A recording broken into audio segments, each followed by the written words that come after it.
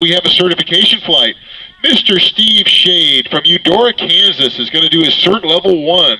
He's going to fly a Lock Precision IROC. He's going to fly this rocket on an H-180. The rocket weighs 5.6 pounds, and there's no special treatment for another cert flight. But let me tell you, folks, anybody motors A, B, C, D, E, F, G, but if you want to fly certs, bigger motors, you have to do a certification flight. So that's what this is about. This is a big deal.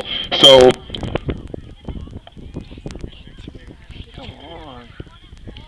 he's recertifying. That's awesome. So he did this once before, and he's doing it again because it's just so much fun. In 1994, wow. Okay, so Grandpa, let's do this.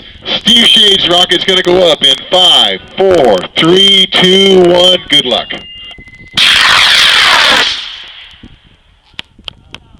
You got the up part right, and there's the down part. Nice job. Right at the top. Very good.